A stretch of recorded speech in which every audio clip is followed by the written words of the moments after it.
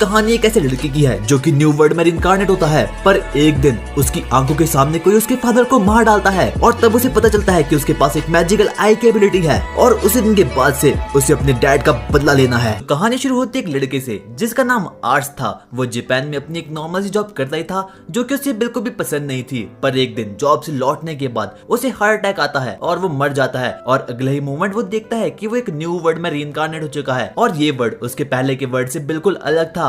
वो जैसे अपनी आंखें खोलता है तब उसे अपने सामने एक ब्यूटीफुल सी वुमन दिखती है और आर्ट्स एक बेड पर लेटा होता है। वो सोचता है कि वो किसी हॉस्पिटल में है और उसका इलाज चल रहा है, पर इतने में ही वो एक उड़ते कुत्ते को अपने सामने देखता है और इतने में ही एक मेड वहाँ पर आती है और उस लेडी को कांग्रेट्स करती है। और उस वक्त आर्ट्स नोटिस करता है कि वो किसी अल्टरनेट वर्ल्ड में रिइंकार्नेट हो चुका है। उसके बाद हम 3 साल बाद की कहानी देखते हैं जहाँ पर हम देखते हैं कि आर्ट्स अब इस वर्ल्ड में धीरे धीरे सब कुछ समझ रहा है। वो इस वर्ल्ड की लैंग्वेज को भी समझ चुका था, उसे लिखना पढ़ना भी आ चुका था और तब आर्ट्स को पता चलता है कि जिस किंगडम में वो रहता है उसका नाम समरफॉर्थ है और किसी टाइम पर वो 7 किंगडम में डिवाइड हुआ था, पर एक दिन किसी किंगडम ने वॉर शुरू कर दी और पूरे के पूरे कॉन्टिनेंट को ही कैप्चर कर दिया। उस किंगडम में आरएस भी एक रिच फैमिली में पैदा हुआ था और उसके फादर एक छोटे से गांव के मालिक थे जिस गांव का नाम लैम्बर्ग था। उसे ये भी पता चलता है कि उसके वर्ल्ड में मैजिक भी एग्जिस्ट करता है और इसे देखकर वो काफी ज्यादा एक्साइटेड हो चुका था क्योंकि उसने अपनी पिछली लाइफ में ऐसा कुछ भी नहीं देखा था और उसने अपनी पिछली लाइफ में ऐसा कुछ भी अचीव नहीं किया था और उसकी ये जिंदगी काफी सही थी क्योंकि वो एक बहुत ही बड़े महल में रहता था और उसकी देखभाल करने के लिए वहाँ पर बहुत से सुंदर सुंदर मेड्स भी थी और एक शेफ उसे हमेशा नया नया खाना खिलाता था। उसी के साथ हम देखते हैं कि आर्ट्स के पास एक ओपीसी एबिलिटी थी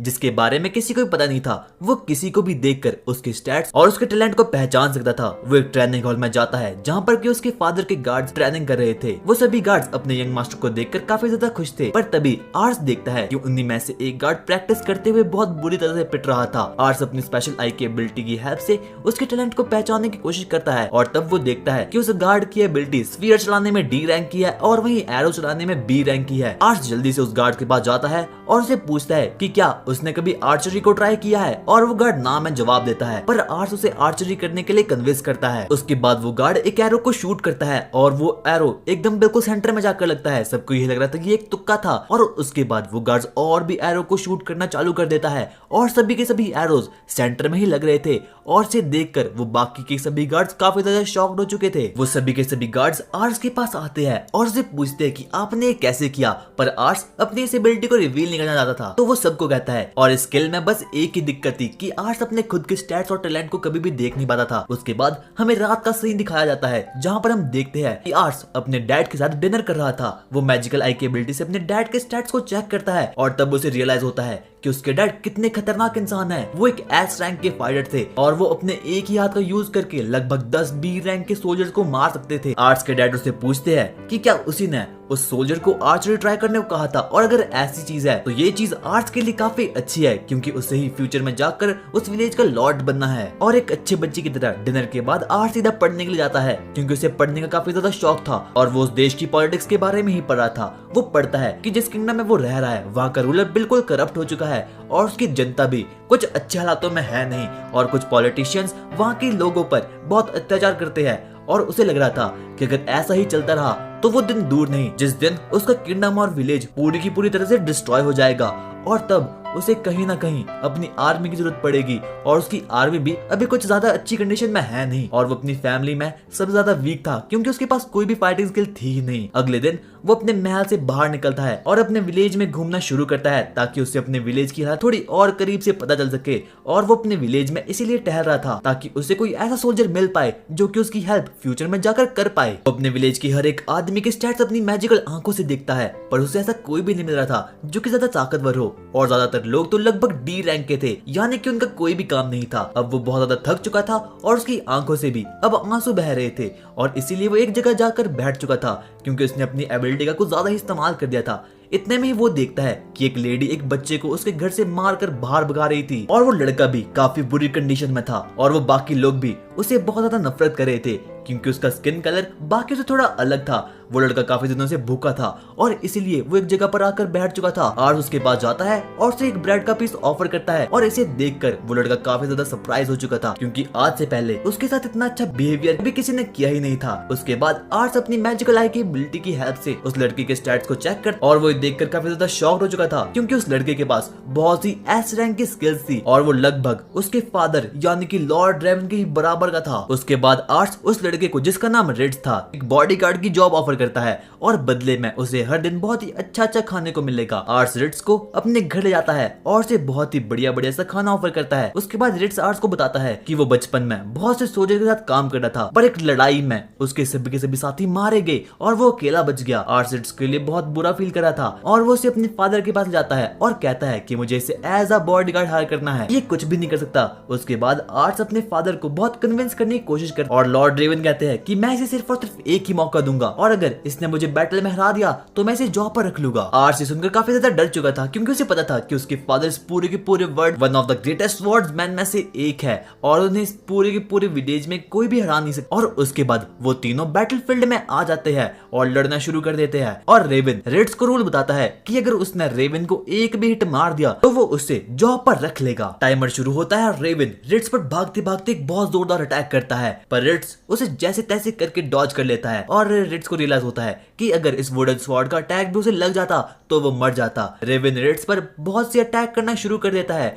और रिट्स उन्हें डॉज करने के अलावा कुछ कर ही नहीं पा रहा था। इसे देखकर वो बाकी लोग काफी ज्यादा शॉक्ड हो चुके थे, क्योंकि इतने देर तक भी आज तक लॉर्ड रेवन के सामने कोई टिक नहीं पाया था। और इसी बीच रेवन का एक जोरदार अटैक रिट्स को लगता है और वो सीधा जमीन पर गिरता है और इतने में ही रिट्स फिर से खड़ा उठ और वो जल्दी से रेवन के पीछे जाकर सनरेज की हेल्प से, पर इसके बावजूद भी रेवन उस अटैक को बहुत आराम से ब्लॉक कर देता है। रेवन रिट्स की फाइटिंग स्किल को देखकर काफी ज्यादा इंप्रेस हो चुका था और वो उसे जॉब पर रखने के लिए एक्सेप्ट कर देता है। रिट्स अपनी एक यूनिफॉर्म पहनता है और उसी दिन के बाद से वो आर्स की हेल्प करना भी शुरू कर देता है और उसके बाद वो सबसे पहले आर्स को थैंक्स बोलता है, क्योंकि आर्स ने उसके लिए बहुत कुछ किया था। और अब कुछ महीनों बाद हम देखते हैं कि रिट्स उस किंगडम में आर्स की मदद करता है और वहां के सोल्जर्स को फाइटिंग प्रैक्टिस देता है। उसी के साथ साथ हम देखते हैं कि अब आर्स और रिट्स दोनों ही साथ मिलकर पढ़ाई भी करते हैं। वो अपने किंगडम की हिस्ट्री में जानते हैं कि किसी टाइम पर समरफॉर्ड किंगडम बहुत पावरफुल होता था, पर अब ऐसा बिल्कुल भी नहीं है और क्या पता फ्यूचर में जाकर इस किंगडम को बहुत परेशानियों का सामना करना पड़ सकता है, क्योंकि अब ओल्ड किंग मर चुका है और नया किंग सिर्फ 8 साल का है जो बहुत घमंडी है। और अब आर्स को रियलाइज होता है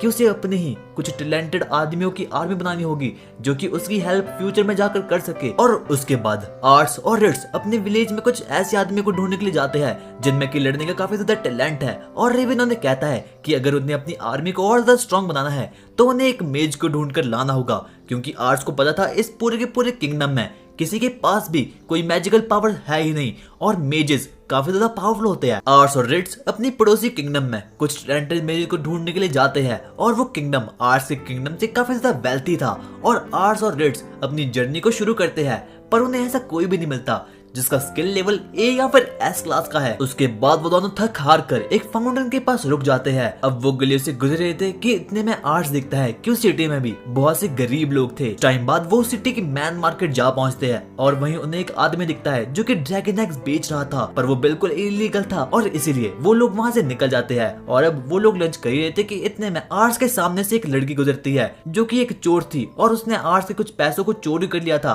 और अब वो वहाँ से भागने वाली थी। रिट्स जल्दी से आर्स को उठाता है और चोर के पीछे भागना शुरू कर देता है। वो चोर एक गली में जाती है, पर तभी हम देखते हैं कि उस लड़की को कुछ गुंडों ने चारों तरफ से घेर लिया है और उनमें से एक चोर उस लड़की को एक बहुत जोरदार पंच मारता है, जिसकी वजह से वो लड़की जमीन पर गिर जाती है। वो लोग आर्स और रिट्स पर भी अटैक करना शुरू करते हैं, पर रिट्स उनसे काफी ज्यादा पावरफुल था और वो उन लोगों को एक एक कर मारना शुरू करता है। आर्स अपनी मैजिक आई से देखता है कि उस लड़की के स्टैट्स काफी ज्यादा खतरनाक है, क्योंकि उसके पास एस रैंक की मैजिकल स्किल्स है, यानी कि वो लड़की एक काफी पावरफुल मेज। आर्स से जल्दी से अपनी टीम ज्वाइन करने का ऑफर देता है और उसे कहता है कि अगर तुम मेरी टीम में आओगी तो मैं तुम्हें बहुत ही अच्छी खासी सैलरी दूंगा। पर उस लड़के के हिसाब से, जिसका नाम शार्लेट था, सभी रिच आदमी बहुत बुरे होते हैं और इसीलिए वो आर्स के ऑफर को मना कर देती है। इतने में उस लड़की के पास बहुत से ऑर्फन बच्चे आ जाते हैं और आर्स को देखकर काफी ज्यादा बुरा लगता है, तो वो उसे अपने पूरे के पूरे पैसे दे देता है। उस रात आर्स सोचता है कि क्या वो फिर से कभी ऐसे टैलेंट को ढूंढ भी पाएगा या फिर नहीं।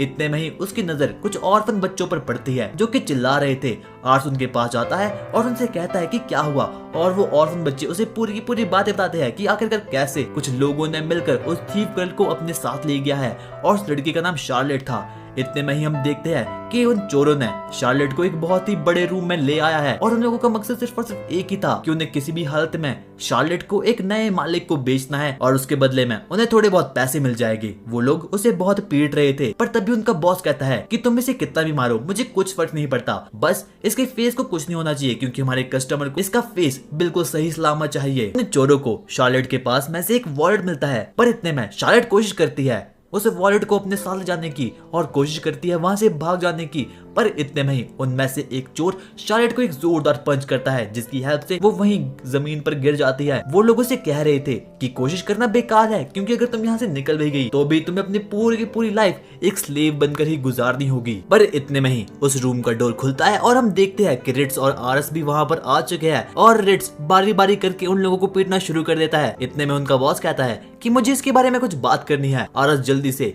शार्लेट के पास जाता है और उसे कहता है कि क्या वो बिल्कुल ठीक है या फिर उसे कुछ चोट आई है। आरस बॉस से कहता है कि वो जल्दी से शार्लेट को फ्री कर दे और इस पर वो बॉस कहता है कि मैं कुछ भी गलत नहीं कर रहा और इस किंगडम में ये चीजें बिल्कुल एकदम लीगल है। उसके बाद आरस फिर से 4 के स्टैट्स को चेक करता है और वो देखता है कि उसकी एम्बिशंस एक है, यानी कि उसका कोई भी फ्यूचर गोल है ही नहीं। उसकी स्पिरिट पूरी की पूरी तरह से टूट चुकी है। पर आरस एक बढ़िया सी स्पीच देता है और शार्लेट के आंखों से आंसू बहने लगते हैं और उसे याद आती है अपनी पुरानी लाइफ की। वो अपनी पूरी की पूरी लाइफ में ऐसी कभी भी रोई नहीं थी। जब से वो छोटी थी हमेशा से उसे अकेले ही रहना पड़ा और उसकी मदद करने के लिए तब वहां पर कोई भी खड़ा नहीं था। उसे एक वक्त के खाने के लिए भी बहुत स्ट्रगल किया है और ना चाहते हुए भी एंड में जाकर उसे चोरी ही करनी पड़ी। और आरस को देखकर वो काफी ज्यादा इमोशनल हो चुकी थी क्योंकि अपनी लाइफ में पहली बार उसके साथ कोई खड़ा था। और इतने में ही वो स्लेवर बॉस अपने कुछ गुंडों को वहां पर बुला देता है और कहता है, ओए बहुत हो गया तुम्हारा ड्रामा, अब मुझे चुपचाप अपना काम करने दो। पर रेड्स उन सभी गुंडों से काफी ज्यादा ताकतवर था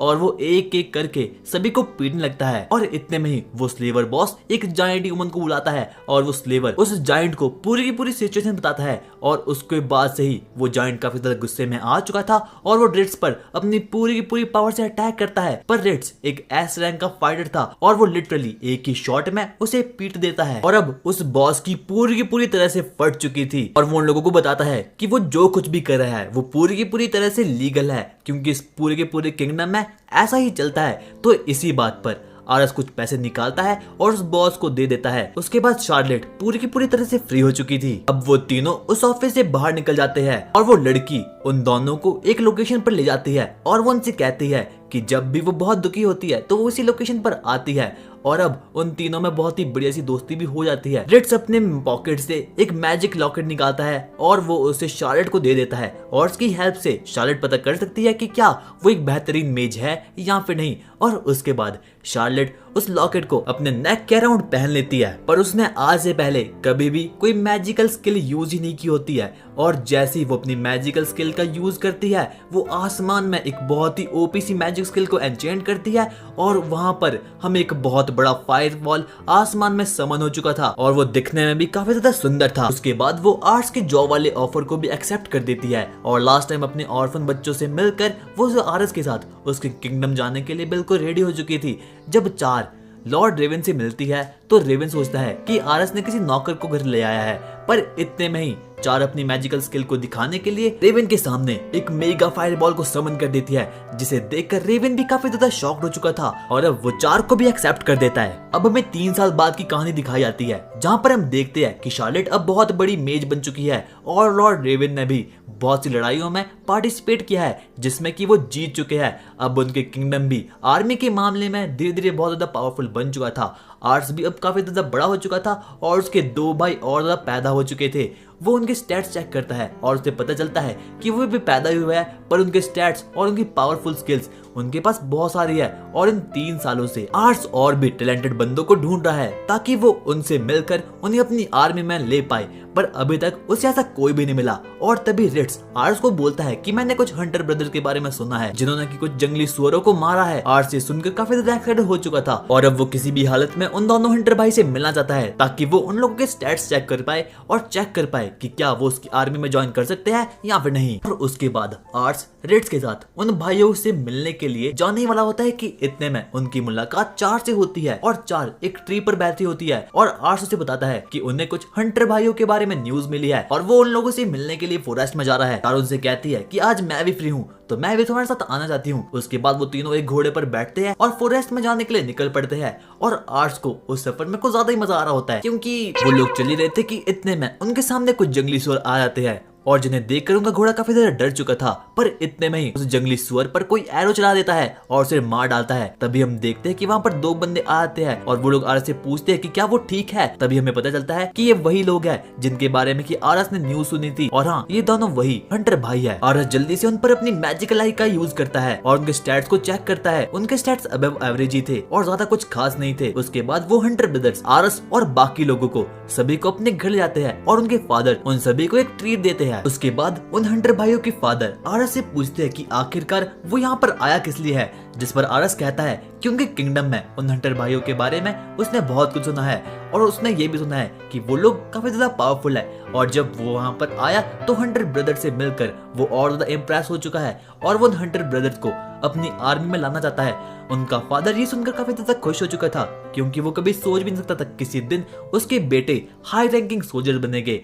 आरस और वो अंकल बातें कर रहे थे कि इतने में वहाँ पर उसका सबसे छोटा बेटा आता है और वहाँ से एक ब्रेड का पीस चुराने की कोशिश करता है, पर ये सब उसके फादर भी देख लेते हैं और उस छोटे बच्चे को डांटना शुरू कर देते हैं। इतने में ही आरस अपनी मैजिकल आई की एबिलिटी का यूज करके उस बच्चे के स्टैट्स को चेक करता है और वो ये देखकर काफी ज्यादा शॉक्ड हो चुका था कि उसकी इंटेलिजेंस एस रैंक की है और तभी उसे रियलाइज होता है कि इस किंगडम में सबसे ज्यादा स्मार्ट वो छोटा लड़का ही है और उस बच्चे का नाम रोजेल था। वो ये देखकर काफी ज्यादा शॉक्ड हो चुका था कि किसी की इंटेलिजेंस एस लेवल की भी हो सकती है और उसे रियलाइज होता है कि ये बच्चा लॉर्ड रेवन से भी ज्यादा इंटेलिजेंट है। और जल्दी से उस बच्चे के पास जाता है और उसे अपनी आर्मी ज्वाइन करने के लिए ऑफर देता है। ये सुनकर वहाँ पर सभी के सभी मौजूद लोग काफी ज्यादा शॉक्ड हो चुके थे क्योंकि उन्हें लग रहा था कि रोजेल तो बस एक बुद्धू सा बच्चा ही है और रोजेल ये सब सुनकर काफी ज्यादा शॉक्ड हो चुका था क्योंकि उसे लग रहा था कि वो लोग उसे फाइट करने के लिए बुली करेंगे और वो बच्चा रोने लगता है और बोलता है मैं मर जाऊंगा पर तुम्हारी मदद कभी नहीं करूंगा।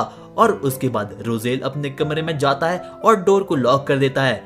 ये देखकर आरस काफी ज्यादा दुखी हो चुका था क्योंकि पिछले कुछ सालों से उसे सिर्फ और सिर्फ हार का ही सामना मिला है क्योंकि पिछले कुछ सालों से वो कुछ टैलेंटेड पीपल्स को ढूंढ रहा है पर अभी तक उसे ऐसा जिसकी इंटेलिजेंस की रोजेल के लेवल की हो। और अगर रोजेल आरस के क्रू में आ जाता है तो उसका क्रू और भी ज्यादा पावरफुल बन जाएगा और इसकी हेल्प से उसकी आर्मी और भी ज्यादा पावरफुल बन सकती है। रोजेल के फादर आरस से कहते हैं कि जब से रोज की मॉम की डेथ हुई है तब से वो अपने कमरे से बाहर निकलता ही नहीं है और वो बस हमेशा कुछ बुक्स को रीड करता है और कभी भी अपने भाइयों की तरह कोई फाइटिंग प्रैक्टिस करता ही नहीं है। इसी बात पर आरस उसके फादर को बताता है कि रोजेल के पास एक्सट्रीम लेवल की इंटेलिजेंस स्किल है। आरस रोजेल के कमरे में जाने की कोशिश करता है और वो देखता है कि रोजेल एक बुक को रीड कर रहा है, पर जैसे ही रोजेल आरस को देखता है तो वो रोना शुरू कर देता है क्योंकि उसे लग रहा था कि आरस उसे अपने साथ ले जाएगा। पर आरस उसे शांत करने की कोशिश करता है और उसे पूछता है कि क्या तुम्हें बुक्स पढ़ना पसंद है। और रोजेल कहता है कि उसकी मॉम जब जिंदा थी तो वो उसे बुक्स पढ़कर सुनाती थी पर उनके पास सिर्फ और सिर्फ एक ही बुक अवेलेबल है तो वो उस बुक को हमेशा पढ़ता है जब भी उसे अपनी मॉम की याद आती है। आरस उसे कहता है कि उसके घर में एक बहुत बड़ी लाइब्रेरी है जिसमें कि हर टाइप की तुम्हें बुक मिल जाएगी। इसी बात को सुनकर रोजेल आरस के साथ जाने के लिए बिल्कुल तैयार हो चुका था। अगले ही सीन में हम देखते हैं कि रोजेल 2 हंटर भाई आरस के साथ उसके घर जाने के लिए बिल्कुल तैयार हो चुके थे और उसके बाद ही वो सभी के सभी लोग आरस के घर पहुंच चुके थे। उसके बाद वो रोजेल को एक लाइब्रेरी मिल जाता है जहाँ पर उसे हर टाइप की बुक मिलेगी और वो लाइब्रेरी काफी ज्यादा बड़ी होती है। उसके बाद रोजेल भी बहुत सी बुक्स पढ़ना शुरू कर लेता है और आरस उसे कहता है कि मुझे भी कुछ बुक्स को पढ़ना है तो मैं तुमसे सीधा शाम को मिलूंगा। और उसके बाद पढ़ते पढ़ते ही आरस सो जाता है और उसकी आंख सीधा क्या सीधा शाम को खुलती है। और जब आरस लाइब्रेरी में आता है तो वो देखता है कि रोजेल सो रहा है और उसने लगभग 50 से भी ज्यादा बुक्स को लगभग 1-2 घंटे में ही पढ़कर खत्म कर दिया है। और उसके बाद रिट्स आरस को बताता है कि लड़का बहुत ही ज्यादा इंटेलिजेंट है क्योंकि किसी भी न्यू वर्ड को सीधा ही सीख जाता है और उसकी लर्निंग स्किल भी काफी ज्यादा क्रेजी है। आरस फिर से उस बच्चे के स्टैट्स को चेक करता है और वो देखता है कि उसके स्टैट्स पहले से थोड़े ज्यादा और इंक्रीज हो चुके हैं। और ये बात बहुत ज्यादा क्रेजी थी क्योंकि कोई भी नॉर्मल ह्यूमन के लिए ऐसा करना बिल्कुल भी संभव नहीं था। और इतने में ही वो दो हंटर भाई भी वहाँ पर पहुंच जाते हैं और रोजेल पर हंसना शुरू कर देते हैं कि वो उन बुक्स को पढ़ भी नहीं सकता, पर फिर भी वो उस लाइब्रेरी में क्या कर रहा है कि उनकी फैमिली में सिर्फ और सिर्फ उनकी मॉम ही थी जिन्हें की कुछ पढ़ना लिखना आता था। और उसके बाद हम देखते हैं कि रोजेल भी अब उठ चुका है और आरस रोजेल से क्वेश्चन करता है कि उसे तो कुछ पढ़ना भी नहीं आता और फिर भी वो उन बुक्स को कैसे पढ़ लेता है। रोज आरस को बताता है कि जब उसकी मॉम उसे पढ़कर कुछ सुनाती थी तो वो उसे समझ लेता था। और ऊपर से रोजेल ये भी कहता है कि उसे हर एक चीज याद है जो भी उसके साथ बचपन से होती आ रही है। और इस बात को सुनकर वहाँ पर सभी के सभी लोग काफी ज्यादा शॉक्ड हो चुके थे क्योंकि रोजेल अभी सिर्फ और सिर्फ कुछ 4-5 साल का ही था और ये बच्चा इतना ज्यादा इंटेलिजेंट था। उसके बाद हम देखते हैं कि रोजेल आरस के साथ एक जंगल में जाता है और वहाँ पर वो एक ट्रैप सेट करता है क्योंकि उसे अपने फादर को ये प्रूव करवाना था कि वो भी कुछ कर सकता है। उसके बाद हम देखते हैं कि रोजेल ने कुछ जंगली सुअरों को पकड़ने के लिए जंगल में एक बहुत बड़ा ट्रैप बनाया है जिसमें कि बहुत से जंगली सुअर ऑलरेडी फंस चुके थे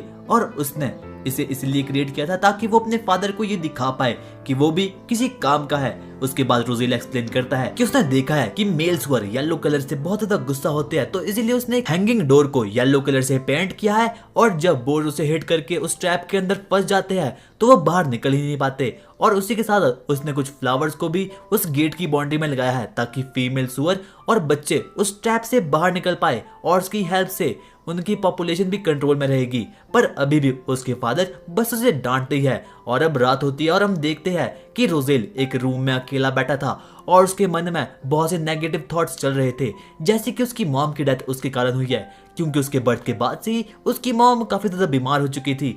इतने में ही वो सुनता है कि उसके ब्रदर्स और उसके फादर कुछ बात कर रहे थे और उसके ब्रदर्स उसके फादर से ये पूछ रहे थे कि आखिरकार वो रोजेल को हमेशा डांटते ही क्यों है। और इस बात को उनके फादर रोते हुए एक्सप्लेन करते हैं और कहते हैं कि मैं ऐसा इसीलिए कर रहा हूँ ताकि रोजेल मुझसे गुस्सा करना और मुझसे हेट करना चालू कर दे और उसे ऐसा लगना चाहिए कि उसे अपने डैड की कोई भी जरूरत नहीं है। और उसके बाद रोजेल लॉर्ड रेवन के किंगडम में चला जाए ताकि वहाँ वो ग्रो कर पाए और उसकी लाइफ अच्छे से कट सके। ऐसा सुनकर रोजेल को काफी ज्यादा बुरा लगता है और वो रोने लगता है क्योंकि ये सब कुछ उसके फादर सिर्फ और सिर्फ उसी के लिए कर रहे थे। अगली ही सुबह हम देखते हैं कि आरस उन दो हंटर भाइयों को लेने के लिए उनके घर पहुंच चुका था और वो सोच रहा था कि रोजेल तो उसके साथ जाने के लिए कभी भी एग्री नहीं करेगा। पर इतने में ही रोजेल अपना सामान पैक करके अपने घर से बाहर आता है और वो अपने डैड से कहता है कि वो उनसे कभी भी हेट नहीं कर सकता और एक दिन वो जरूर एक बहुत ज्यादा पावरफुल मैन बनकर लौटेगा। ये सुनकर रोजेल के डैड काफी ज्यादा इमोशनल हो चुके थे और उसके बाद वो सभी के सभी लोग रोने लगते हैं और उसके बाद वो सभी के सभी लोग आरस के साथ उसके किंगडम जाने के लिए बिल्कुल रेडी हो चुके थे। कहानी शिफ्ट होती है सीधा 3 साल बाद में।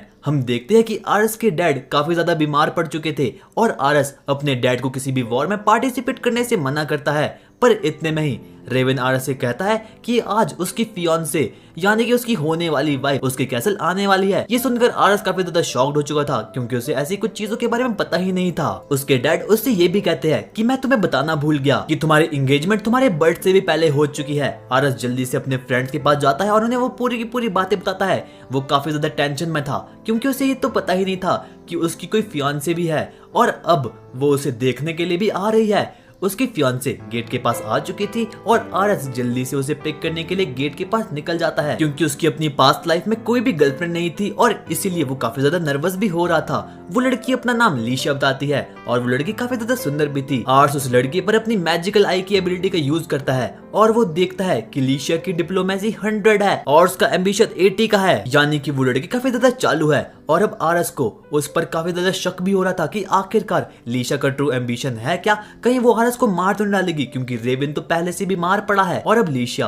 और उसका बटलर घर के अंदर आते हैं और उसका बटलर रेड्स को देखकर उसके बारे में बहुत बुरा भरा बोलना शुरू कर देता है। पर लीशिया अपने बटलर को बताती है कि वो कोई मामूली इंसान नहीं बल्कि एक ग्रेट फाइटर है और इसी बात पर लीशिया का बटलर उसे माफी भी मांगता है। उसके बाद लीशिया और आरस साथ में बातें करते हैं और तब आरस को पता चलता है कि लीशिया इतनी भी बुरी नहीं है और उसकी बातें भी काफी अच्छी है और अगर वो उसकी हाई डिप्लोमेसी स्टैट्स को नहीं देखता तो क्या पता आरस उसे अभी तक अपनी गर्लफ्रेंड स्वीकार कर दिया था। उसके बाद आरस और लीशिया विलेज घूमने के लिए साथ में जाने लगते हैं और विलेज के लोग उन दोनों को देखकर काफी ज्यादा खुश होते हैं क्योंकि उन्हें पता चल चुका था कि वो लड़की उनके फ्यूचर लॉर्ड की वाइफ होने वाली है। उसके बाद वो दोनों एक जगह जाते हैं जहाँ पर वो देखते हैं कि दो आदमी किसी बात को लेकर लड़ रहे थे, क्योंकि उनमें से एक बंदे ने दूसरे बंदे के साथ स्कैम कर दिया था। और अब आरस को ये लग रहा था कि उसे इनके लफड़े को सॉल्व करना ही होगा, वरना लिशिया उसे एकदम बिल्कुल वीक आदमी समझेगी। पर इतने में ही शार्लेट वहां पर आ जाती है और वो कहती है कि मैं इन पर अपने एक ही मैजिकल शॉट के हेल्प से इन्हें मार डालती हूँ और पूरा का पूरा मैटर ही क्लोज हो जाएगा। पर आरस उसे ऐसा कहने के लिए मना कर देता है। इतने में ही लिशिया आरस को कहती है कि वो इनके लफड़े को बिल्कुल एकदम निपटा देगी और उसके बाद वो लड़की उन दोनों के पास जाती है और उस लफड़े को पूरे की पूरी तरह से निपटा देती है और इसका क्रेडिट वो आरस को देती है ताकि उसकी जनता उसे और ज्यादा रिस्पेक्ट करना शुरू कर दे। और आरस को देखकर काफी अच्छा लगता है। वो दोनों वापस जाने ही लगते हैं कि इतने में लिशिया आरस से पूछती है कि उसे किस टाइप की लड़कियां पसंद है और इस क्वेश्चन को सुनकर ही आरस काफी ज्यादा ब्लश कर देता है और वो लिशिया से कहता है कि मुझे ऐसी लड़कियां पसंद है जो कि अपनी इंटेंशन को ऑनेस्टी से बिल्कुल सामने रख ले। अगले सीन में हम देखते हैं कि आरस अब सोने ही वाला होता है और वो सोच रहा था कि आखिरकार लिशिया की ट्रू इंटेंशन है क्या। और जैसे वो अपने बेडशीट को उड़ाता है वो देखता है कि लिशिया वहां पर मौजूद है और लिशिया कहती है कि मैं तुम्हें अब सब कुछ सच सच बताने आई हूँ। लिशिया आरस को बताती है कि उसके पास एक ऐसी स्किल है जिसकी हेल्प से वो किसी भी पर्सन के इनर इमोशन को सेंस कर सकती है। और जब वो आरस सबसे पहली बार मिली थी तो आरस के फेस पर सबसे पहले उसे एक डाउट का इमोशन दिखा था और उसके बाद आरस भी लिशिया को अपनी पूरी की पूरी मैजिकल एबिलिटी के बारे में बता देता है और उसके बाद वो लिशिया को पूरी की पूरी बातें बताता है और वो कहता है कि जब मैंने तुम्हें पहली बार देखा तो मैंने तुम्हारे अंदर डिप्लोमेसी और इंटेंशन वाले थॉट को देखा और मैं बस इसी को लेकर परेशान था कि आखिरकार तुम्हारा ट्रू इंटेंशन क्या है और आखिरकार तुम करना क्या चाहती हो। और उसके बाद लिशिया आरस को बताती है कि उसका बस यही एम्बिशन है कि उसे एक बढ़िया सा फ्यूचर हस्बैंड मिल जाए। उसके बाद लिशिया आरस से कहती है कि वो उसे सच में प्यार करती है और वो उसे अपना फ्यूचर हस्बैंड बनाना चाहती है। अगले ही दिन हम देखते हैं कि लिशिया अब वापस अपने किंगडम जाने के लिए बिल्कुल तैयार हो चुकी थी और उसी दिन के बाद से वो एक दूसरे से लेटर के थ्रू बातें करते थे। उसी के अगले दिन हम देखते हैं कि आरस के फादर की बहुत बुरी कंडीशन में है और आरस को ये देखकर काफी बुरा लग रहा था क्योंकि वो आज तक कोई ऐसा काम नहीं कर पाया था जिसकी वजह से उसके फादर उस पर प्राउड महसूस हो। उसी के बाद हमें पता चलता है कि गवर्नर की डेथ हो चुकी है और तभी रोजेल कहता है कि फ्यूचर में जाकर एंटायर नेशन के बीच एक बड़ी वॉर शुरू होने वाली है और गवर्नर के दो बेटे थे और इसीलिए लॉर्ड आरस के डोमेन को भी उस बड़ी वॉर में पार्ट लेना होगा। पर लॉर्ड ड्रेवन की तबीयत काफी ज्यादा खराब थी और उसके बाद वो लोग डिसाइड करते हैं कि उन्हें कौन से वाले बेटे की साइड से वॉर करनी होगी और फाइनली लॉर्ड ड्रेवन एक बेटे की साइड ले लेते हैं। उसके बाद रेवन कहता है कि मुझे वॉर के लिए प्रेपरेशन करनी होगी। वो उठने की कोशिश करता ही है पर इतने में ही उसकी बहुत बुरी कंडीशन थी और इसीलिए वो चक्कर खा के नीचे ही गिर जाता है। इसके बाद हमें पता चलता है कि आरस को एक लेटर आया था और वो किसी और का नहीं बल्कि उस किंगडम के लॉर्ड का था और वो आरस के डैड को समन कर रहा था ताकि वो उन्हें पूरी की पूरी सिचुएशन बता सके कि आखिरकार उन्हें वॉर कैसी लड़नी है क्योंकि उनका पूरा का पूरा नेशन वॉर के बीच आ चुका है। पर लॉर्ड रेवन की बहुत बुरी कंडीशन थी इसीलिए आरस डिसाइड करता है कि वो अपने डैड को इसके बारे में कुछ भी नहीं बताएगा और उनकी जगह वो वहां पर खुद पहुंचेगा। और उसके बाद आरस, शार्लेट और रिट्स उस कैसल तक पहुंच जाते हैं और वो वहां के लॉर्ड को एक इनविटेशन कार्ड देते हैं जिसे देखकर उसे पता चलता है कि वहां के लॉर्ड ने उन लोगों को भी समन किया है। आरस को देखकर उसे लग रहा था कि आखिरकार लॉर्ड ने इस बच्चे को समन क्यों किया है और वो उन्हें अंदर जाने की परमिशन देता ही नहीं है। पर इतने में ही वो वहां पर शार्लेट और रिट्स को देखता है और शार्लेट उस पूरे के पूरे किंगडम में बहुत फेमस थी क्योंकि वो एक बहुत ज्यादा पावरफुल मेज थी और ऊपर से उस किंगडम में रिट्स भी काफी ज्यादा पावरफुल था क्योंकि उसने भी वॉर में बहुत कुछ अचीव किया था। और जैसे ही वो गार्ड उन दोनों को देखता है वो उन लोगों को परमिशन दे देता है अंदर जाने की। पर इसे देखकर आरस काफी ज्यादा जेलस होता है क्योंकि उसे लग रहा था कि मैंने अपनी पूरी की पूरी लाइफ में अभी तक कुछ भी अचीव नहीं किया है और इसी कारण से इस गार्ड ने ना मुझे पहचाना और इसीलिए ये मुझको अकेले ही अंदर जाने के लिए इनकार कर रहा था। उसके बाद हम वहां के सेनापति को देखते हैं। आरस उसके स्टैट को देखने की कोशिश करता है और उसे पता चलता है कि वो काफी ज्यादा पावरफुल है और वो सिंगल हैंडेड बहुत से सोल्जर को मार सकता है। उसके बाद वो सेनापति आरस को उस रूम में ले जाता है जहां पर कि उनकी मीटिंग होने वाली थी। वो दरवाजा खोलता है और अपना इंट्रोडक्शन देता है। वहां पर दो लॉर्ड्स पहले से ही मौजूद थे और आरस ये देखकर काफी ज्यादा नर्वस था क्योंकि उसने ऐसी कभी भी सिचुएशन अपनी पूरी लाइफ में कभी भी हैंडल नहीं की थी और जो उसके सामने लोग थे वो उससे काफी ज्यादा एक्सपीरियंस थे और ऊपर से उनके पावर और स्टैट्स भी आरस से काफी ज्यादा खतरनाक थे। और इतने में ही हम देखते हैं कि एक ओल्ड आदमी आरस से कहता है कि क्या वो उसे पहचानता है, क्योंकि जब से आरस छोटा था इस ओल्ड आदमी ने आरस की बहुत देखभाल की थी। और दूसरी तरफ हम देख रहे थे कि वो दूसरा आदमी आरस को कुछ ज्यादा ही गुस्से से देख रहा था, मानो ऐसा लग रहा था कि वो आरस को अभी के अभी मार डालेगा। आरस को ये तो पता भी नहीं था कि आखिरकार वो इंसान है कौन। और इतने में ही वहां पर उस किंगडम के लॉर्ड आते हैं, क्योंकि जितने भी लोग वहां थे वो उसी की साइड से लड़ने वाले थे। आरस अपनी मैजिकल आई की एबिलिटी से उस लॉर्ड के स्टैट्स को देखता है और रियलाइज करता है कि ये लॉर्ड सच में ही काफी ज्यादा पावरफुल है। ये तो लॉर्ड रेवन से भी ज्यादा पावरफुल है और इसकी कुछ स्किल एस रैंक की है। और उसके बाद आर्स को ये भी रियलाइज होता है कि अगर वो सेनापति और किंग दोनों साथ मिलकर किसी भी किंगडम पर अटैक कर देंगे तो वो पूरी की पूरी तरह से डिस्ट्रॉय हो जाएगा, क्योंकि उनकी एबिलिटी पूरी एकदम सिस्टमैटिक वे से अरेंज्ड थी। उसके बाद हम देखते हैं कि वो लॉर्ड उन सभी के सभी लोगों को बताता है कि फ्यूचर में जाकर एक बहुत बड़ी लड़ाई होने वाली है, जिसमें कि बहुत ज्यादा पावरफुल लोग भी हिस्सा लेंगे। और वो उसे अपनी पूरी की पूरी बातें बताता है कि आखिरकार वो उस वॉर में करने के लिए है। और इतनी स्पीच के बाद वो वहां से निकल जाता है, पर इतने में ही उसकी मुलाकात आर्स से होती है और वो लॉर्ड उसे बोलता है कि आखिरकार लॉर्ड रेवन की तबीयत कैसी है और तुम्हारा डमन बहुत ही छोटा है, पर कुछ भी कहो तुम्हारी आर्मी कुछ ज्यादा ही पावरफुल है और जो कि हमारी वॉर में काफी ज्यादा मदद करेगी। और इतने में हम देखते हैं कि वो मोटा बंदा आर्स के पास आता है। आर्स उसको देखकर काफी ज्यादा शॉक्ड हो चुका था,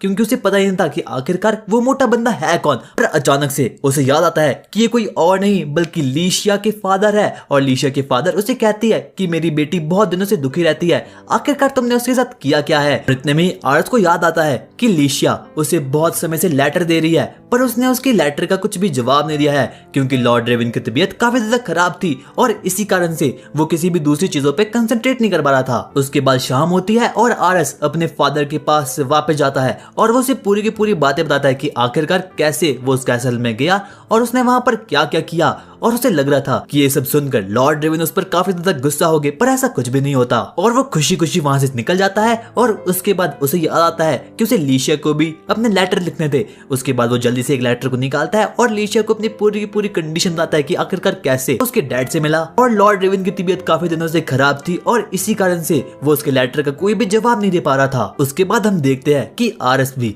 अब फाइटिंग प्रैक्टिस कर रहा था, क्योंकि उसे किसी भी हालत में अपने किंगडम की रक्षा करनी थी और वो किसी भी हालत में अपने किंगडम को सर्व करना चाहता था। पर वो फाइटिंग में काफी ज्यादा बुरा था और वो रिट्स के साथ प्रैक्टिस कर रहा था। पर इतने में ही आर्स रिट्स के किसी भी वार को झेल पा ही नहीं रहा था और आर्स को देखकर काफी ज्यादा डिमोटिवेट फील हो रहा था, क्योंकि उसे ऐसा लग रहा था कि वो किसी भी काम का नहीं है। उसके मन में बस एक ही ख्याल चल रहा था कि अभी तो वो बिल्कुल भी अच्छे से लड़ नहीं पा रहा, पर क्या होगा जब वो बैटलफील्ड में जाएगा और वो असली जंग का सामना करेगा, तब कोई भी एनिमी उस पर रहम नहीं करेगा और उस वक्त उसे कोई भी बचाने के लिए नहीं आ सकता और फ्यूचर में जाकर उसे ही फ्यूचर लॉर्ड बनना होगा, क्योंकि लॉर्ड रेवन की तबीयत अब काफी ज्यादा खराब हो रही है और क्या पता वो कभी भी मर सकते हैं। और इतने में वहां पर रोजिल आता है और वो उसे एक बहुत बड़ी बैड न्यूज देता है और वो उसे कहता है कि उनका पड़ोसी देश ही उन पर हमला करने वाला है। और इसी बात को सुनकर आर्स को काफी ज्यादा शॉक्ड हो चुका था। उसके बाद आर्स अपनी पूरी की पूरी आर्मी को बुलाता है और वो उन्हें बताने लगता है कि आखिरकार वो अपनी प्रोटेक्शन कैसे करेगी और सामने वाले कॉन्टिनेंट और कंट्री को मारेगी कैसे। वो अपनी पूरी की पूरी आर्मी को ये सब कुछ बातें बता ही रहा था कि इतने में पीछे से लॉर्ड रेवन आते हैं और वो उसे बोलते हैं कि तुम अभी भी बिल्कुल भी तैयार नहीं हो वॉर के लिए और मैं बिल्कुल ठीक हूँ और इसीलिए वॉर लड़ने के लिए तो मैं ही जाऊंगा। कि लॉर्ड रेवन को ये पता था कि आर्स तो बस सिर्फ और सिर्फ एक बच्चा ही है और उसे असली लाइफ के एक्सपीरियंस के बारे में भी कुछ भी नहीं पता। और लॉर्ड रेवन आर्स को समझाने की कोशिश कर रहे थे कि वो बस एक बच्चा ही है और तुमने अभी रियल बैटल को कभी ध्यान से देखा ही नहीं है और अगर वो इस बैटल में मर भी गए तो उन्हें खुशी होगी, क्योंकि उसने अपनी कंट्री के लिए बस एक सैक्रिफाइस ही किया है। रिट्स बीच में आने की कोशिश करता है पर लॉर्ड रेवन उसे कहते हैं कि तुम्हारा मैटर बिल्कुल भी नहीं है तो इसीलिए तुम इससे बाहर रहो। आर्स लॉर्ड रेवन के सामने बहुत जिद करा होता है और वो कहता है डैड आप जितना कमजोर मुझे समझते हैं मैं उतना हूँ नहीं। और लॉर्ड रेवन कहते हैं कि बात कमजोर की नहीं बल्कि तुम्हारे अंदर वो वॉरियर्स वाला फेज नहीं है और तुम्हारे अंदर उतनी कैपेबिलिटी नहीं है कि तुम एक वॉर को अकेले लड़ सको। आर्स को ये बातें बिल्कुल भी समझ नहीं आ रही होती और इतने में ही लॉर्ड रेवन अपने सोल्जर को कहते हैं कि उस प्रिजनर को मेरे सामने ले आओ। पर आर्स को अभी भी ये बातें समझ नहीं आ रही होती है और इतने में ही हम देखते हैं कि वहां पर वो प्रिजनर आ चुका होता है जिसे कि लॉर्ड रेवन ने समन किया था। और ये प्रिजनर बहुत ज्यादा खतरनाक होता है क्योंकि इसने अपनी पूरी की पूरी जिंदगी में सबको मारा होता है, यानी कि बच्चे बूढ़ों और सभी को, ये किसी पर भी दया नहीं करता और सबको बहुत ही हंसी खुशी मार डालता है और इसका एग्जीक्यूशन होने वाला होता है, यानी कि वो लोग इसे मार डालने वाले होते हैं क्योंकि इसने बहुत सारे क्राइम किए थे। पर लॉर्ड रेवन की तबीयत काफी दिनों से खराब थी और इसीलिए इसका एग्जीक्यूशन तब नहीं हो पाया। पर इसीलिए लॉर्ड रेवन इसका एग्जीक्यूशन अभी करने वाले हैं और वो आर्ट्स को बोलते हैं कि तुम्हें इसकी डेथ अपनी आंखों को खुला रख के देखना होगा, तुम्हें हर एक चीज को देखना होगा और तुम एक सेकंड के लिए भी अपनी पलक नहीं झपकाओगे और इस दौरान तुम्हें कुछ भी होना नहीं चाहिए। और अगर तुमने ऐसा मान लिया तो मैं मान लूंगा कि तुम एक रियल मैन बन चुके हो और उसके बाद तुम वॉर में जा सकते हो। और वो प्रिजनर भी अभी भी बस मुस्कुरा ही रहा था और वो आर्ट्स को कहता है कि अगर मुझे अभी भी किसी बच्चे को मारने का मौका मिलता तो मैं उसे बहुत हंसी खुशी मारता, क्योंकि बच्चों को मारने में सबसे ज्यादा मजा आता है और जब वो लोग तड़पते हैं तो मुझे और भी ज्यादा मजा आता है। पर इतने में ही हम देखते हैं कि एक गार्ड जल्दी से उस प्रिजनर को एक ही शॉट में खत्म कर देता है और उसका हेड कहीं दूर जाकर गिर जाता है और ये देखकर आर्ट्स काफी ज्यादा घबरा जाता है और उसे वॉमिट शुरू हो जाती है। और उसके फादर अभी तक उसे यही समझाने की कोशिश कर रहे थे कि अभी तक आर्ट्स को पता नहीं है कि आखिरकार रियल वॉर होती क्या है और जब तुम ये सब देखने की आदत डाल दोगे तभी तुम एक रियल मैन बन जाओगे। उसके बाद हम देखते हैं कि लॉर्ड रेवन वहां से जाना शुरू कर लेते हैं। वो अपनी पूरी की पूरी आर्मी को लेकर उस वॉर की तरफ जा रहे होते हैं और इतने में ही आर्ट्स के दोस्त भी वहां से आते हैं। पर इतने में लॉर्ड रेवन कहते हैं कि तुम तीनों भी मेरे साथ आओगे और उसके बाद वो तीनों लोग भी लॉर्ड रेवन के साथ निकल जाते हैं। वहीं हम देखते हैं कि आर्ट्स अब बिल्कुल अकेला पड़ चुका था और उसके मन में बहुत सारे नेगेटिव थॉट्स चलना शुरू हो जाते हैं, जैसे कि क्या मैं बना ही नहीं हूँ लड़ने के लिए और आखिरकार मैं इतना वीक क्यों हूँ। और इसके बाद हम देखते हैं कि रेवन, उसकी आर्मी और रिट्स और शार्लेट भी वॉर में आ चुके हैं और वो लोग अपनी पावर से काफी ज्यादा कमाल कर रहे थे। पर रेवन की तबीयत काफी ज्यादा खराब थी पर फिर भी वो लड़ रहा था। उसके बाद वॉर खत्म होती है और आर्ट्स को पता चलता है कि उसकी आर्मी वॉर जीत चुकी है और उन लोगों ने मिलकर एनिमीज को मार गिराया है और इस सब कुछ लॉर्ड रेवन की मदद से हुआ है। आर्ट्स बताता है कि उसके फादर उसके 12th बर्थडे के बाद घर आए थे पर अब उनकी तबीयत काफी ज्यादा खराब थी और आर्ट्स के भाई बहन भी अब काफी ज्यादा इमोशनल हो जाते हैं क्योंकि उन्हें पता था कि अब लॉर्ड रेवन ज्यादा समय तक जिंदा नहीं रहने वाले और वो कभी भी मर सकते हैं क्योंकि उनकी हालत काफी ज्यादा खराब थी। रिट्स और बाकी लोग लॉर्ड रेवन के रूम के ही बाहर खड़े थे पर तभी वहाँ पर आर्ट्स आता है और वो लोगों को वेलकम होम बोलता है क्योंकि वो लोग काफी समय के बाद घर लौटे थे। वहीं वो लोग देखते हैं कि आर्ट्स को पहली बार चोट आई थी तो वो उससे क्वेश्चन करना स्टार्ट करते हैं कि आखिरकार उसे वो चोट आई कैसे। पर आर्ट्स कहता है कि मैं तो बस ट्रेनिंग करा था और उसी के कारण मुझे ये चोट आई है। वो लोगों से पूछता है कि आखिरकार उसके फादर कैसे है और रिट्स कहता है कि लड़ाई के दौरान तो वो काफी ज्यादा सही थे पर उसके कुछ पलों बाद ही वो काफी ज्यादा थक चुके थे और वहीं पर बेहोश हो गए और रेवन की हालत पहले से काफी ज्यादा खराब थी और लड़ाई के बाद तो वो काफी ज्यादा बुरी हो चुकी थी। आर्ट्स काफी ज्यादा दुखी था क्योंकि वो तो यही सोचा था कि अगर वो थोड़ा सा और स्ट्रांग होता तो अपनी डैड को बचा सकता था। पर सच्चाई तो बिल्कुल अलग थी क्योंकि आर्ट्स बिल्कुल ही वीक था पर वो अभी भी रुका नहीं था। वो दिन रात बस ट्रेनिंग करता ताकि वो थोड़ा और ज्यादा पावरफुल बन पाए। तभी वहाँ पर लीशा भी आ जाती है और वो रिट्स से कहती है कि मैं यहाँ पर इतनी रात को इसीलिए आई हूँ क्योंकि मुझे आर्ट्स की काफी ज्यादा फिक्र हो रही है। हम दोनों हमेशा से एक दूसरे को लेटर लिखते आ रहे हैं पर जब से वॉर शुरू हुई है लगता है आर्ट्स के इमोशन बिल्कुल ही टूट चुके हैं और आर्ट्स अब बिल्कुल बदल चुका है। रिट्स उसे समझाने की कोशिश करता है कि आर्ट्स इस वक्त काफी चीजों से गुजर रहा है और इसी कारण से वो किसी भी चीजों पर सही से ध्यान नहीं दे पा रहा। रिट्स उसे वो एग्जीक्यूशन वाली बात भी बताता है जिसे सुनकर लूशिया काफी ज्यादा इमोशनल हो चुकी थी।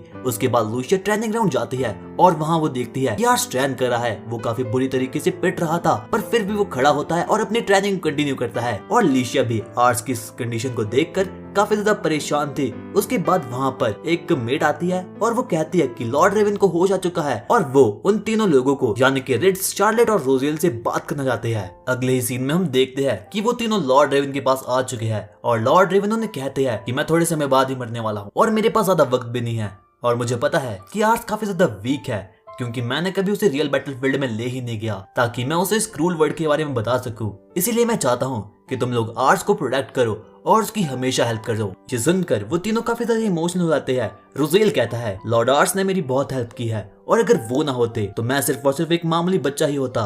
और शार्लेट कहती है और अगर लॉर्ड आर्ट्स ना होते तो मैं सिर्फ और सिर्फ एक स्लेव ही होती और आर्ट्स ने मेरी लाइफ को एक नया मीनिंग दिया है। और रिट्स भी कहता है कि मैं लॉर्ड आर्ट्स को हमेशा प्रोटेक्ट करूंगा। उन तीनों को सुनकर रेवन अब काफी ज्यादा खुश था क्योंकि उसे पता था कि वो चैन से मर सकता है, क्योंकि आर्स को प्रोटेक्ट करने के लिए यहाँ पर बहुत से लोग हैं। उसके बाद लिशिया भी लॉर्ड रेवन के पास आती है और उसके बाद उन दोनों में एक छोटी सी बातचीत होती है। और अब वो सभी लोग काफी ज्यादा इमोशनल हो चुके थे, क्योंकि उन्हें पता था कि अब लॉर्ड रेवन थोड़े समय के बाद ही मरने वाले हैं। अगले ही सीन में हम देखते हैं कि आर्स लॉर्ड रेवन के पास आ चुका है और वो उन्हें इमोशनल होते हुए बताता है कि जब आप वॉर में गए थे तो मैंने आपकी बीमारी पर बहुत रिसर्च की और मैंने कुछ मेडिसिन भी बनाई है जिसे यूज करके आप बिल्कुल ठीक हो जाओगे। रेवन उसे ये भी बताता है कि आखिरकार वो एक वॉरियर कैसे बना। रेवन लास्ट टाइम आर्स का हाथ पकड़कर उसे सब कुछ पूरी की पूरी बात बताता है और उसे काफी ज्यादा मोटिवेट भी करता है और उसे कहता है कि मेरे पास तुम्हें ही इस पूरे के पूरे किंगडम का ख्याल रखना है, तो तुम तैयार हो जाओ। पर अगले सुबह हम देखते हैं कि लॉर्ड रेवन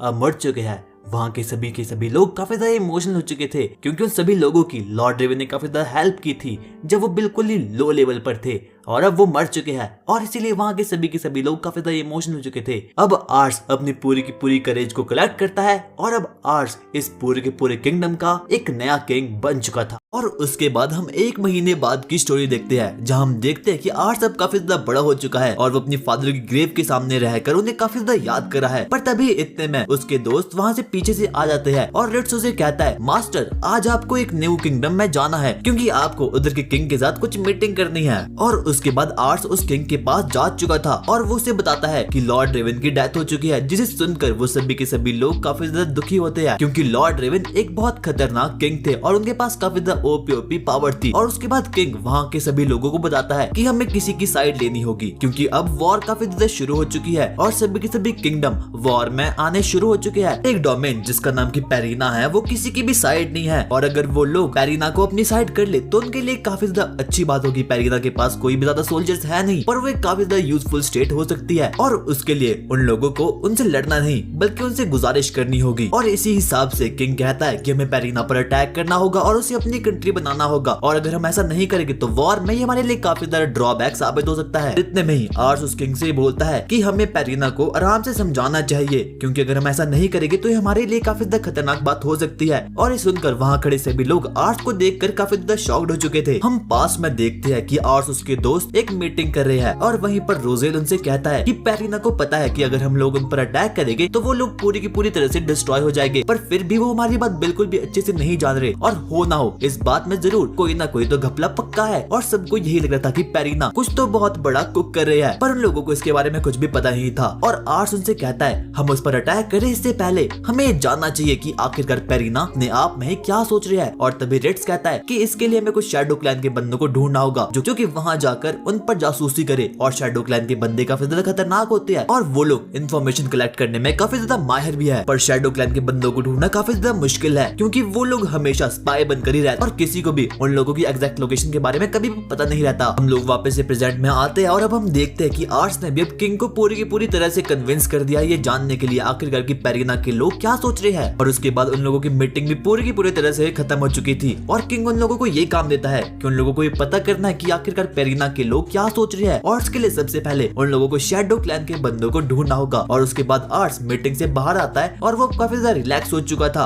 और इतने में ही कुछ बच्चे उनके पास आते हैं, और ये वही बच्चे थे जिन्हें की और ये लोग वही ऑर्फन बच्चे थे जिन्हें की पहले शार्लेट हैंडल कर दी थी, और अब ये लोग भी काफी ज्यादा बड़े हो चुके हैं। हमें पता चलता है कि आर्स ने इन लोगों के लिए एक बहुत बड़ा ऑर्फन हाउस बना लिया है, जहाँ की शहर के पूरे ऑर्फन बच्चे रहते हैं। और आर्स भी ये देखकर काफी ज्यादा खुश था, क्योंकि वो ऑर्फन बच्चे पूरी की पूरी तरह से सुरक्षित थे, उन्हें हर टाइम का खाना भी मिलता था। और तभी वहाँ पर लिशिया भी आ चुकी थी और वो आर्स से काफी ज्यादा टाइम के बाद मिल रही थी, और आर्स से देखकर काफी ज्यादा मुस्कुराता है, क्योंकि वो बिल्कुल भी मेंटली प्रिपेयर नहीं था लिशिया से मिलने के लिए। और तभी लिशिया आर्स से कहती है, मुझे आपकी काफी ज्यादा याद आ रही थी और इसलिए मैंने सोचा क्यों ना मैं आपसे मिलने के लिए यहाँ पर आ जाऊँ। उसके बाद वो लोग डिसाइड करते हैं कि आज रात वहीं पर ऑर्फनेज में रुकने वाले हैं। और शार्लेट अब सोच चुकी थी और लिशिया, रोजेल और आर्स आपस में बातें कर रहे थे। आर्स लिशिया को पूरी की पूरी बात बताता है कि आखिरकार वो क्या प्लान कर रहे हैं। वो प्लान कर रहे हैं शैडो क्लैन से मदद लेने की, और यही सुनकर लिशिया भी काफी ज्यादा एक्साइटेड हो जाती है, और वो आर्स से कहती है कि मैं भी तुम्हारे साथ आना चाहती हूँ, पर इस मिशन में काफी ज्यादा खतरा था और इसीलिए आर्स लिशिया को उनके साथ आने से मना कर देता है। और उसके बाद लिशिया आर्स से कहती है कि आज रात मैं भी यहीं पर रुकने वाली हूँ, पर उस ऑर्फनेज में और कोई भी कमरे खाली नहीं थे। और आर्स उसे कहता है कि इस ऑर्फनेज में कोई भी और कमरे नहीं है और इसलिए तुम यहाँ पर नहीं रुक सकती। पर लिशिया कहती है कि आज रात मैं तुम्हारे साथ ही सोने वाली हूँ, जिसे सुनकर अब आर्स काफी ज्यादा शर्मा जाता है। और उन लोगों की ऐसी बातें सुनकर अब शार्लेट भी उठ चुकी चुकी थी और वो उनसे कहती है कि आखिरकार तुम लोग फ्लर्टिंग क्यों कर रहे हो। और इतने में ही आर्ट्स कहता है कि हम लोग ऐसा कुछ भी नहीं कर रहे हैं, पर लीशा कहती है हम ऐसा ही कर रहे हैं। और इतने में ही शार्लेट भी आर्ट्स को पकड़ लेती है और इतने में ही रिट्स भी वहाँ पर आ चुका था। पर रिट्स काफी ज्यादा सख्त लौंडा था और इसीलिए वो उनकी बातों पर बिल्कुल भी कोई ध्यान नहीं देता। और अगले ही सीन में हम देखते हैं कि वो सभी के सभी लोग जन्नत में हैं। और इतने में ही रिट्स उन लोगों के पास आता है और वो कहता है कि मुझे शैडो क्लैन से एक बहुत इंपॉर्टेंट मैसेज मिला है। और ये देखकर सभी लोग काफी ज्यादा शॉक्ड हो चुके थे क्योंकि उन्हें पता था कि शैडो क्लैन को ढूंढना काफी ज्यादा मुश्किल है, पर रिट्स ने ये काम कर दिखाया है। और उसके बाद वो सभी के सभी लोग उस ऑर्फनेज से बाहर निकलते हैं और रिट्स आर्ट्स को बताता है कि शैडो क्लैन के बॉस ने उन लोगों को एक बार पर मिलने के लिए बुलाया है। और चलते चलते रिट्स आर्ट्स को शैडो क्लैन के बारे में बहुत कुछ बताना चालू कर देता है और वो कहता है कि शैडो क्लैन बहुत ज्यादा खतरनाक है और वो किसी को मारने से पहले एक बार भी उसके बारे में कुछ भी नहीं सोचते। और उसी के साथ साथ रिट्स आर्ट्स को ये बताता है कि शैडो क्लैन का पुराना लीडर अब हट चुका है और अब शैडो क्लैन का एक नया लीडर है और वो नया लीडर काफी ज्यादा खतरनाक है, उसके पास काफी ज्यादा स्किल्स है और वो सिर्फ उन्हीं मिशन को लेता है जिनमें किसी इंटरेस्ट होता है। और अब उन लोगों को बिल्कुल भी नहीं पता कि क्या शैडो लीडर उनके मिशन को एक्सेप्ट भी करेगा या फिर नहीं। और उसके बाद वो लोग एक बार में चले जाते हैं और यही वो जगह होने वाली है जहाँ पर कि उन्हें शैडो क्लैन के मेंबर से मुलाकात होगी। और जब आर्ट्स उस बार में जाता है तो उसे काफी ज्यादा लड़कियां घेर लेती है और ये देखकर शार्लेट और लीशा काफी ज्यादा जेलस फील करती है। और इतने में ही वहाँ पर बार का एक वेटर आता है और वो उन लोगों से कहता है कि तुम इस बार में बिल्कुल भी आ नहीं सकते क्योंकि ये पूरी की पूरी सीट अभी बिल्कुल फुल है। और इतने में रिट्स उसके पास जाता है और उसे कुछ कोड वर्ड बोलता है और उसके बाद वो बार का लीडर उस बार में बैठने के लिए अलाउ कर देता है। पर सभी के सभी लोग उनको काफी ज्यादा घूर घूर कर देख रहे थे और उनमें से किसी को भी पता नहीं था कि आखिरकार शैडो क्लैन का लीडर कैसे दिखता है, क्योंकि शैडो क्लैन का लीडर हमेशा अपनी आइडेंटिटी को छुपा कर रखता है और उसे आज तक किसी ने भी देखा नहीं है। वो लोग शैडो क्लैन के लीडर को ढूंढना चालू कर देते हैं पर लोगों को ऐसा कोई भी नहीं मिलता जो कि उन्हें लग रहा था कि शैडो क्लैन का लीडर हो सकता है। आर्ट्स अपनी मैजिकल आई की एबिलिटी से हर बंदे के स्टैट्स को देखना चालू कर देता है पर उसे ऐसा कोई भी नहीं मिलता जिसके स्टैट्स की काफी ज्यादा खतरनाक होते हैं। और इतने में उन लोगों के पास एक वेट्रेस ऑर्डर लेने के लिए आ चुकी थी और गलती से ही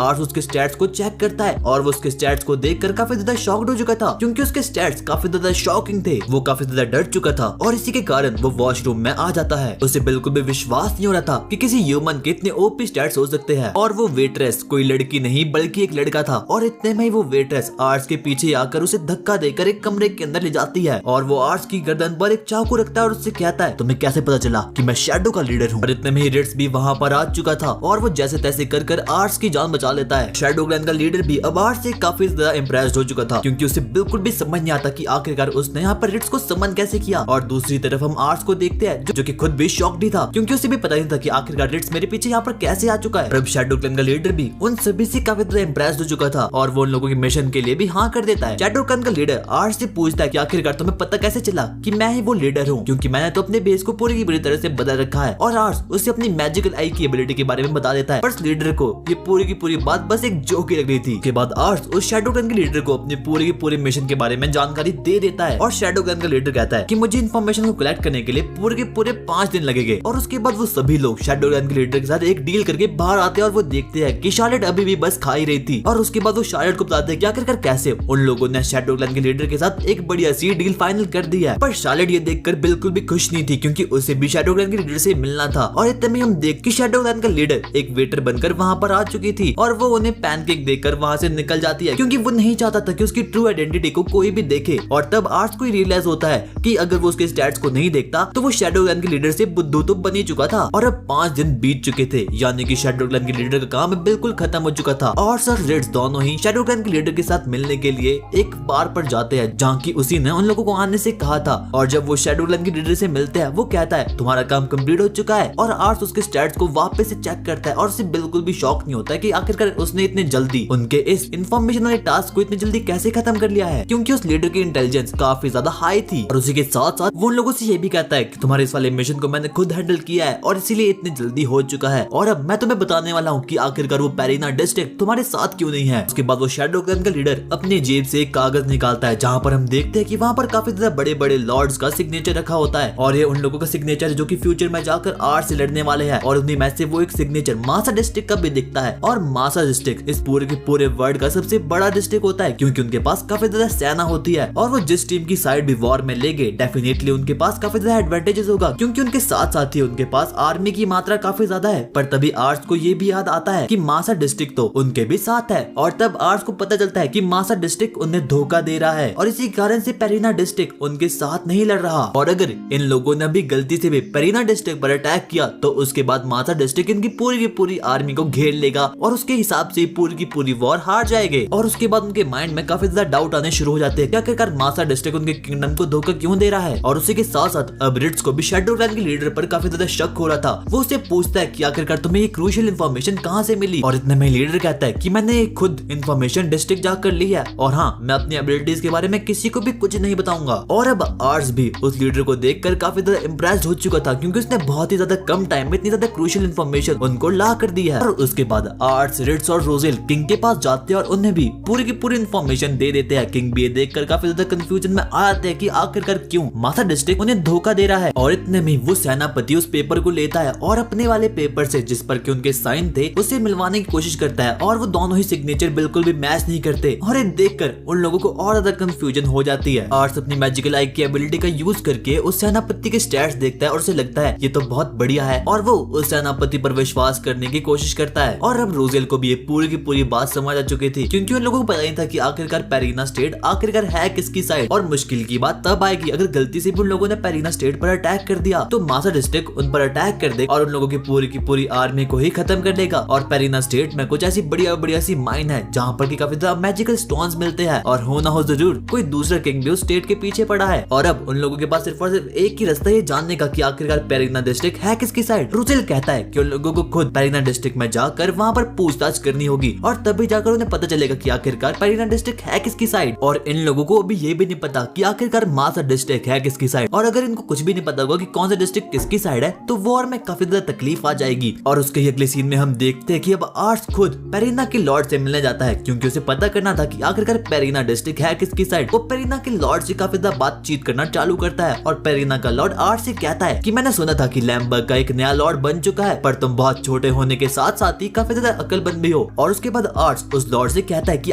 आखिरकार आपको वो सिग्नेचर वाली कॉपी किसने दी। और वो उसे कहता है कि मुझे वो खुद किंग ने दी है, जिसे देखकर वो काफी ज्यादा सस्पिशियस हो जाता है। और अब पेरिना के लॉर्ड को भी आर्ट्स पर काफी ज्यादा गुस्सा आ चुका था क्योंकि आर्ट्स उसका दिमाग काफी ज्यादा खराब कर रहा था क्वेश्चन पूछ के। और इतने में पेरिना का लॉर्ड अपने साथियों को आर्ट्स को मारने के लिए बोलता है। इतने में हम देखते हैं कि रिट्स वहाँ पर आ चुका था और वो बारी बारी करके हर एक सोल्जर्स को मारना चालू कर देता है। और रिट्स के साथ साथ ही वहाँ पर एक कोई और बंदा भी था जिसने कि अपने आप को पूरी की पूरी तरह से केप से ढक रखा था और एक कोई और नहीं बल्कि मासा डिस्ट्रिक्ट का ही एक बॉस था, यानी कि मासा डिस्ट्रिक्ट का एक लॉर्ड था। और अब हमें पास का एक सीन दिखाया जाता है जहाँ हम देखते हैं कि रोजेल ये कह रहा था कि अगर आर्ट्स पेरिना डिस्ट्रिक्ट में खुद जाएगा तो उसके साथ साथ ही तो उसे मासा डिस्ट्रिक्ट के लॉर्ड को भी अपने साथ ले जाना चाहिए। उसके बाद आर्ट्स और रोजेल दोनों ही मासा डिस्ट्रिक्ट के लॉर्ड के से मिलते हैं और उन्हें वो सिग्नेचर वाली कॉपी को दिखा देते हैं। और तब मासा डिस्ट्रिक्ट के बॉस कहते हैं कि मैंने कभी भी किंग को धोखा नहीं दिया और मैं तो हमेशा से उनके ही साइड हूँ और हो ना हो जरूर ये पेरिन डिस्ट्रिक्ट का ही काम है। और तभी वो आर्ट्स और रोजेल से कहते हैं कि मैं भी तुम्हारे साथ खुद पेरिन डिस्ट्रिक्ट आऊंगा। हमें प्रेजेंट का सीन दिखाया जाता है जहाँ पर हम देख पेरिन के लॉर्ड का पूरा पर्दाफाश हो चुका है और वो लोग बस उसे एक ही सवाल कर रहे थे कि आखिरकार उन लोगों ने किंग को धोखा क्यों दिया है। और अब पेरिन डिस्ट्रिक्ट का लॉर्ड भी काफी ज्यादा डर चुका था और मास डिस्ट्रिक्ट का लॉर्ड बस उसे एक ही सवाल पूछा था कि आखिरकार उसने ऐसा क्यों किया है और वो उन्हें आपस में लड़वाना क्यों चाहता है। और अब ये पूरा फैसला आर्ट्स के हाथों में होता है कि आखिरकार उसे पेरिन डिस्ट्रिक्ट के लॉर्ड के साथ क्या करना है, उसे मार डालना है या फिर उसे छोड़ लेना है। पर आर्ट्स कहता है कि मैं इस पूरी की पूरी कंडीशन को सिर्फ और सिर्फ बातों से ही निपटाना चाहता हूँ। और उसी के साथ साथ अब पेरिन डिस्ट्रिक्ट के लॉर्ड को भी अपनी पूरी की पूरी गलती का एहसास हो चुका था और वो उन सभी से माफी मांगता है और कहता है कि मैं फिर से तुम्हारे साथ जुड़ना चाहता हूँ। और उसके बाद मास डिस्ट्रिक्ट का लॉर्ड आर्ट्स से कहता है कि तुम काफी ज्यादा अच्छे हो और मुझे लगता है कि तुम फ्यूचर में जाकर एक काफी अच्छे लॉर्ड बन सकते हो। और आर्ट्स से देखकर काफी ज्यादा शर्मा जाता है। और उसके बाद आर्ट्स अपने फादर की ग्रेव के पास वापस से आता है और उन्हें इमोशनल होकर पूरी की पूरी बातें बताना चालू कर देता है। और इतने में हम देखते हैं कि लॉर्ड कुरन भी अब वहाँ पर आ चुके थे। वो आर्ट्स से कहते हैं कि तुम्हें बड़े किंग बुला रहे हैं। चार्ट के हिसाब से आर्ट्स अभी तक सबसे छोटा किंग है और उसके बाद ये लॉर्ड कुरन है और उसके बाद वो बंदा है जो कि इस पूरे के पूरे देश को हैंडल करता है और वही बंदा आर्ट्स से मिलना चाहता है, जो कि आर्ट्स के लिए भी काफी गर्व की बात थी। और उसी के साथ साथ अब आर्ट्स काफी ज्यादा नर्वस था क्योंकि एक हिसाब से वो इस देश के प्राइम मिनिस्टर से मिल रहा है। और उसके बाद हम शार्लेट को देखते हैं जो कि तैयार हो रही थी, पर वो तैयार होने में काफी ज्यादा वक्त लगा रही थी और इसलिए उसके दोस्तों ने यानी कि आर्ट्स उसके साथियों ने उसे छोड़कर वो पहले ही अपनी गाड़ी में बैठकर किंग से मिलने के लिए निकल पड़े थे। और ऊपर से हम देखते हैं कि आर्ट्स किंग से मिलने के लिए काफी ज्यादा नर्वस था क्योंकि वो पहली बार कभी इतने बड़े किंग से मिल रहा है और यही वो किंग होने वाला है जिसकी साइड की आर्ट्स ने ली है और आर्ट्स इसी की साइड से वॉर में लड़ने वाला है। और उसके बाद वो जैसे तैसे करके उनकी पार्टी में पहुंच चुके थे और उसकी पार्टी में और भी बहुत से लोग थे और वो आर्ट्स को ऐसे देख रहे थे जैसे कि वो नहीं चाहते थे कि आर्ट्स यहाँ यहाँ पर हो, क्योंकि आर्ट्स उनमें से सबसे छोटा बच्चा था और उनमें से बहुत से लोगों को पता नहीं था कि आर्ट्स क्या चीज है। और उसके बाद वो प्रीवियस किंग जो कि आर्ट्स का काफी अच्छा दोस्त था, वो आर्ट्स को अपने पास लाता है क्योंकि आर्ट्स के बारे में यहाँ के लोगों को कुछ भी नहीं पता था। और उसके बाद वो किंग आर्ट्स की जान पहचान बाकी लोगों से भी करवा देता है। वो सभी को बताना शुरू करता है कि आर्ट्स के पास बहुत सी ओपी एबिलिटीज भी है। और इतने में ही हम देखते हैं कि वो महान किंग भी वहाँ पर आ चुका था। और जैसे वो वहाँ पर आया, वो सभी के सभी लोग काफी ज्यादा शॉक्ड हो चुके थे। और आर्ट्स अपनी मैजिकल आई का एबिलिटी का यूज करके उसको देखता है और उसके स्टैट्स को चेक करता है। और जब वो उसके स्टैट्स को चेक करता है तो वो काफी ज्यादा शॉक्ड हो जाता है क्योंकि उसके स्टैट्स काफी ज्यादा खतरनाक होते हैं। वो वहाँ पर आए सभी गेस्ट को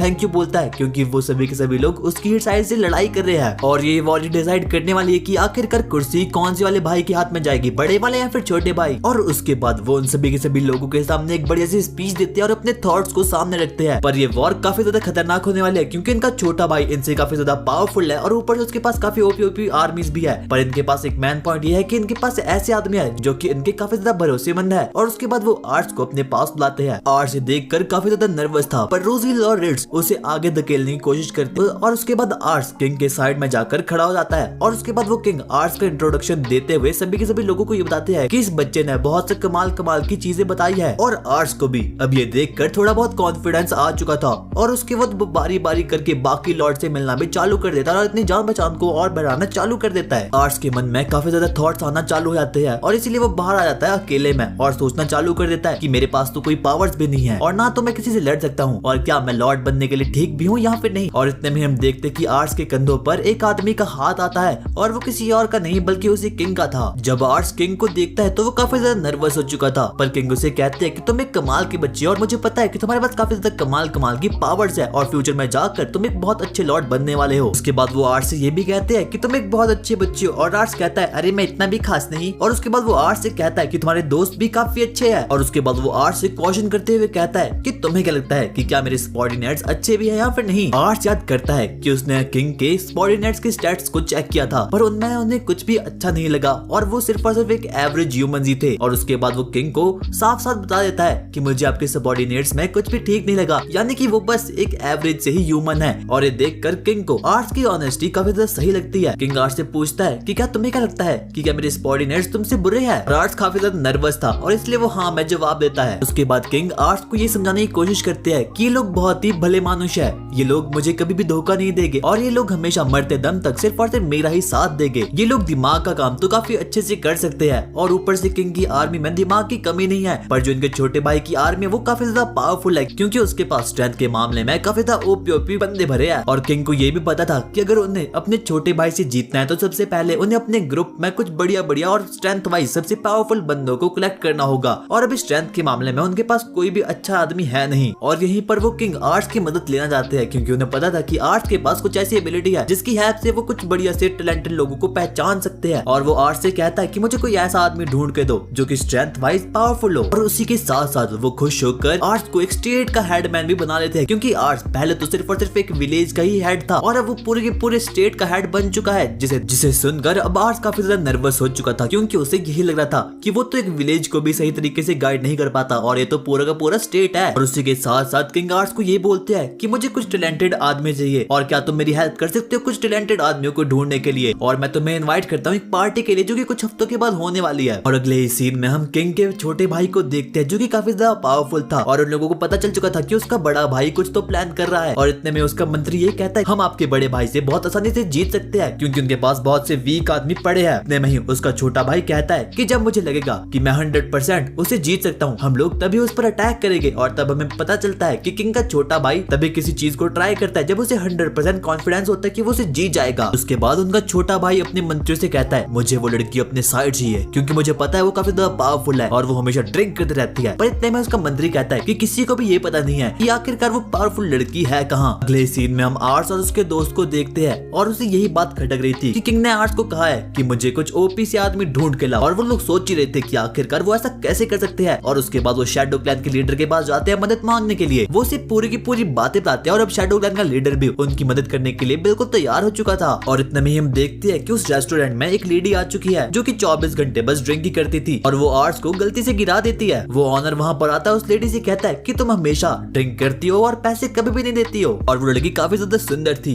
और शैडो क्लैन के लीडर को समझ आ चुका था कि हो ना हो जरूर इस लड़की में जरूर जरूर कुछ खास बात है। वो लोग उसे अपने ही रेस्टोरेंट में काम पर रख लेते हैं और फ्री में उसे दारू पीने के लिए देते हैं। और उसके बाद उस शैडो क्लान की लीडर को पता चल चुका था कि इस लड़की में जरूर कुछ खास बात है। वो उस लड़की को आर्ट्स के पास एक जॉब ऑफर करती है और उसी के साथ साथ वो आर्ट्स को उस लड़की से मिलवाती है। और तब आर्ट्स को याद आता है कि ये वही लड़की जिसने कि उसे रेस्टोरेंट में गिराया भी था। पर उस लड़की को ऐसा कुछ भी याद नहीं था क्योंकि वो तो बिल्कुल अपनी अलग ही स्टेट में थी। और उसके बाद वो लड़की आर्ट्स से पूछना चालू करती है कि क्या मैं तुम्हें पसंद आई और क्या तुम मुझे हायर करना चाहते हो। और उसके बाद आर्ट्स अपनी मैजिकल आई की एबिलिटी का यूज करके उसके स्टैट्स को चेक करने की कोशिश करता है और जैसे ही वो उसके स्टैट्स को चेक करता है उसकी आंखें फटी की फटी रह जाती है।